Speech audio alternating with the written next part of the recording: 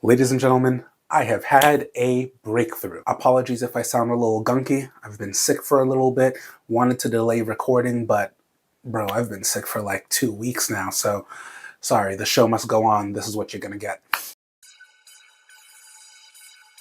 What it do? Last we spoke, I just had a follow-up with my orthopedic surgeon. He took a look at how everything was healing and repairing and kind of then nudged that like, yeah, everything's looking good and it's time for us to get more aggressive. One thing I want to keep ingrained in my mind as I work through this recovery process is that the surgery is not considered a success if I don't regain like 95% of my range of motion back.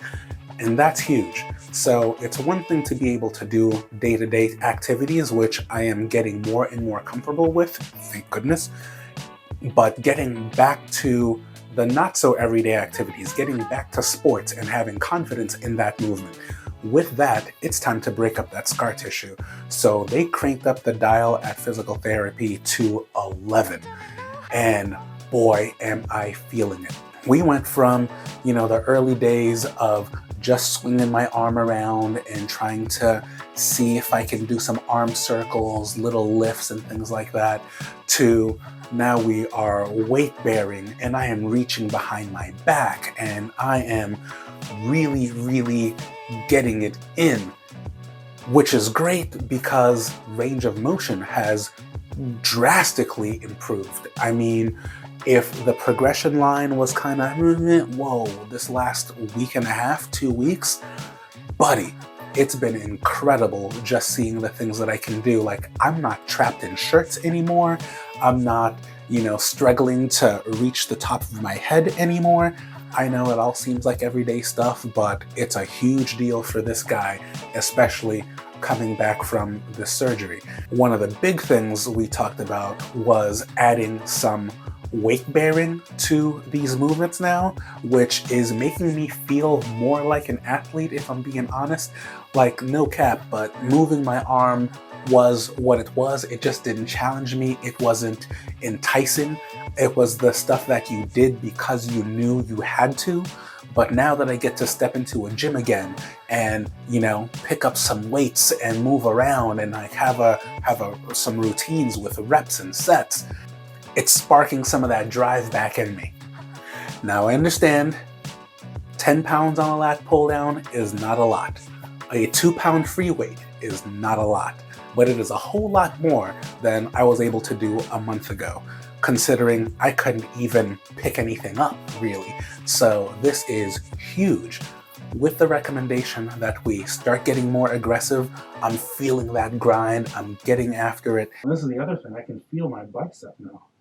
Like, you ever see that movie Blue? Where he's like, I can touch it, but I can't feel my face. Like, I can touch it, but I can't feel it. Yeah. That's how I felt about parts of my bicep. And now, I get up here, and I can actually feel... Kind of like muscles engaging? Yeah. Right. The other bit is the stability is starting to come back, so much so that I am now cleared to be on the bike a little bit longer, and I might have taken that a little bit too far because as soon as I heard, I went out on the next nice day and took my bike for a ride outside. And when I say nice, I mean it was New England nice, right? So it was like 50 degrees, there was a 10-mile-per-hour wind, and I was blowing around. I lasted maybe half an hour. It was objectively miserable, but I am so glad that I was just able to do it. I won't try that again for a little bit, but I am so pumped that I was just able to do it. God damn! I took my longest ride on the trainer that I've had since September, and was able to be in the saddle for about an hour and a half. Huge wins. Now, if you've ever had some scar tissue and you've gone through the process of breaking that up and moving around, I don't have to tell you just how, agonizing some of that can be, especially the longer it's been set. But again, I don't want them to open me back up to try to break up that scar tissue. So we'll do the work, and it's really paying off. So much so that I can pick up the 2-pound weights. On that, anybody know why any weight under 10 pounds has to be super colorful. And I'm not even mad about the colors, I'm more mad about the texture. Like, why are they all coated in this fuzzy, rubbery texture feel? Like, why can't they just come as regular weights? Let me know in the comments if you've come across any 2-pound weights that are just iron and not fuzzy like that. It'd be nice if there were some other options. That's all I'm saying. Anyway, now previously I mentioned having some fun and going on some adventures, and I'm gonna hold up to that because all of this, I am not going to be ready for anything even resembling a race scenario. And I know some folks just like to enter to be in the crowd. Personally, I don't see any reason to pay an entry fee just to go out and have an adventure, especially on my bike, because we can do adventures all day.